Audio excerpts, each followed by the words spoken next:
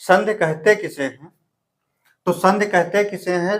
दो समीपवर्ती वर्णों के मेल से जो विकार और परिवर्तन होता है उसे संधि कहते हैं। किसे कहते हैं?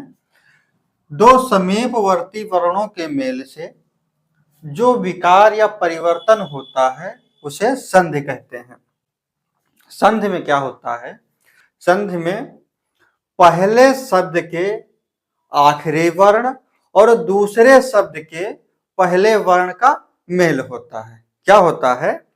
संधि में पहले शब्द के आखिरी वर्ण और दूसरे शब्द के पहले वर्ण का मेल होता है।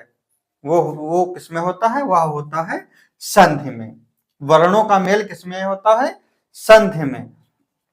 अब संधि विच्छेद किसे कहते हैं?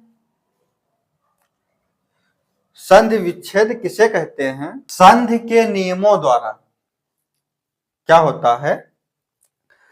संधि के नियमों द्वारा मिले वर्णों को क्या होता है? संधि के नियमों द्वारा मिले वर्णों को फिर मूल अवस्था में ले आने को क्या कहते हैं? संधि विच्छेद। किसे कहते हैं? संधि के नियमों द्वारा मिले वर्णों को, किसे? संधि के नियमों द्वारा मिले वर्णों को फिर मूल अवस्था में ले आने को क्या कहते हैं?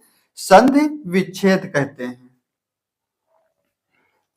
अब देखते हैं संधि के प्रकार। संधि कितने प्रकार की होती है? संधि होती है 3 प्रकार की। सबसे पहले आती है स्वर संधि। स्वर संधि के बाद व्यंजन संधि, व्यंजन संधि के बाद विसर्ग संधि।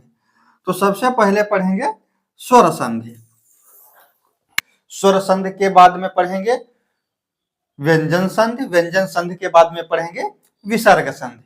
तो सबसे पहले आते हैं स्वर संधि पे।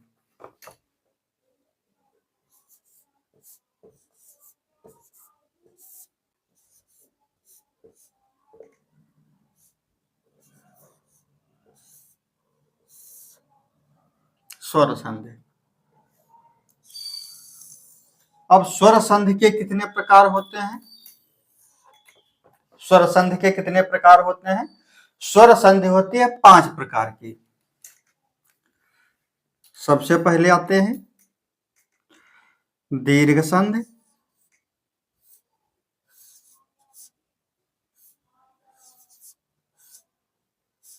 संधि,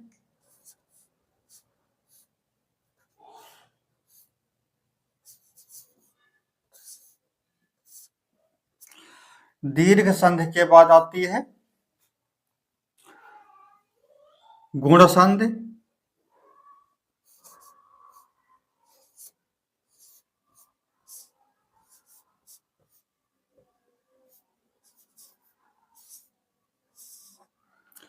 गुण संधि के बाद आती है वृद्धि संधि,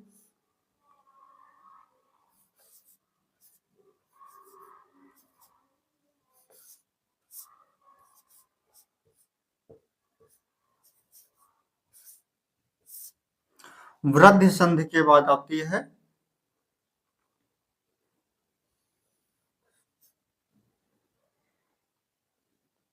यण संधि,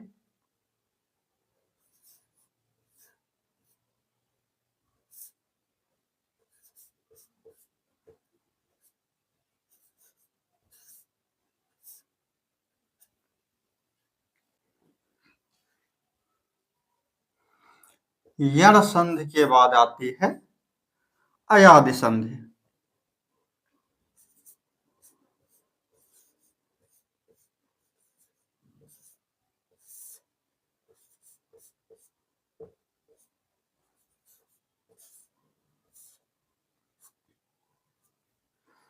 तो स्वर संधि के कितने प्रकार हैं? स्वर संधि के 5 प्रकार हैं।